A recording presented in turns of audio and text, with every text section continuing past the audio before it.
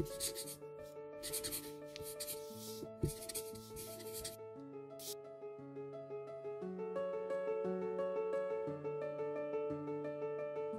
name is Lisa Schonberg, and I'm predominantly a printmaker.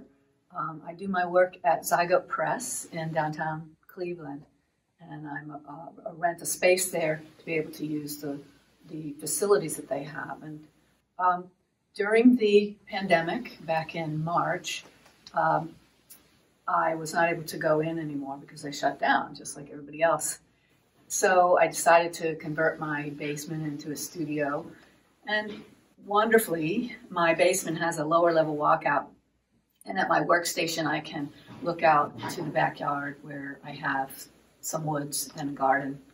And that sort of gave me solace during this time period of staying at home and not being able to print because I don't have a press at home. So I also did a lot of walking, as I'm sure a lot of people have, and walking in the woods or in the neighborhood and collecting things, leaves and botanical subject matter to use in my work. I drew and I painted and I cut stencils that I use in my pieces for the pressure printing and monoprinting that I do. So I kept myself busy, all in the hopes of getting back to the studio. Then in late May, the studio reopened, and on a limited basis, it's only open to the renters, and I've been renting space there for 13 years. So I went back once or twice a week. We have to sign up to go in, and I worked on some prints, and these are some of the ones that came out of the beginning of getting back into working in the studio. I'm a monoprinter, meaning I don't do editions of prints. I do variations on a theme, and monoprinting means imagery that's one of a kind. So even though these look very similar to one another, they are each individually different. They're all based on the same subjects, the same botanicals, the same stencils, and but things are moved around in each one. They're installed together for the purpose of the viewer getting lost in them. So it's called Lost in the Woods, the title. And that title is a metaphor for a lot of things. It's a metaphor for me being sort of lost, in my basement, and also lost in the woods when I would go and walk. But it's also a metaphor for being lost in the moment of seeing the details in the woods and seeing the beauty in the woods and the dreaminess of that, and also gaining solace from looking at the images or else also being lost in the woods. The process is called pressure printing and monoprinting. So what I do is I take the real botanical materials, leaves and sticks and string, silk string and things, and also stencils that I cut out of paper or plastic. And I lay those on the surface of the press, and then I put a clean sheet of paper on top of that, and then I ink up a plastic plexiglass plate and place that down on the surface face down.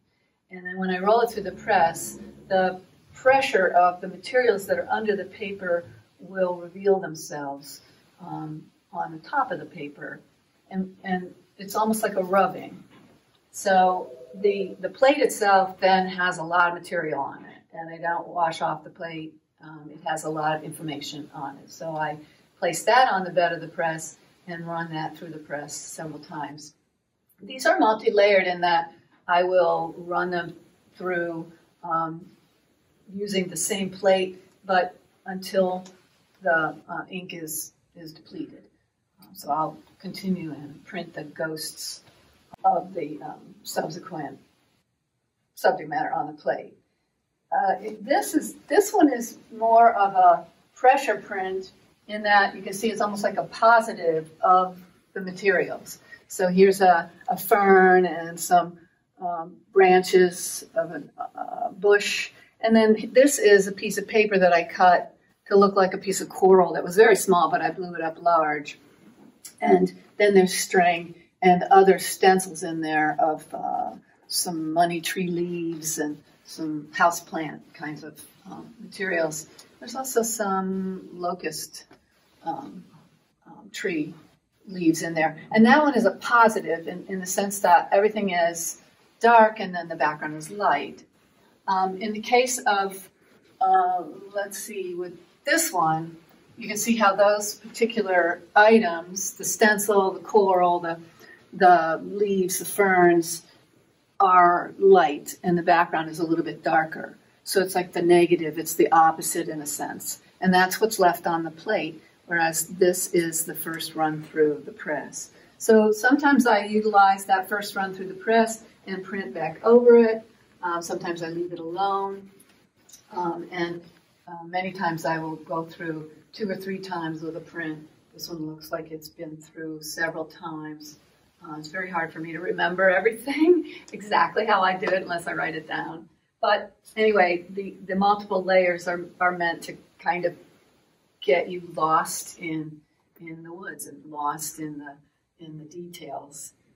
And it's installed this way with the hopes, the intent that the viewer will come up close and kind of feel immersed in it and lost in the woods. I have another print over here, which was done a summer ago in 2019, and this one's called Herbal Diffusion. And I have a garden with herbs in it, and at the end of the season, in summer of 19, I harvested a bunch of stuff, and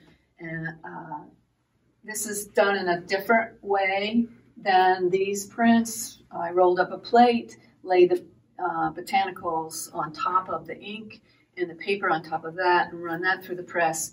This is some of the ghost prints printed a couple times. Sometimes I flip the plate and print it in 2 different directions. And that's how you can get some of this like ghosting and shadowing stuff that happens. In the process of running the first one, which is not here, because this one has different companion pieces just like that. The first one would be very dark. Then those materials, like this is a sprig of rosemary, and this is sage. I have some mint in there.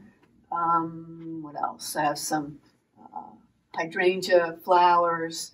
And in the process of running it through, it'll have ink on it. So sometimes I flip it over and make the next print with the other side of the botanical. So you can see how this one printed darker and the background light, because this fresh ink was flipped over, if that makes sense.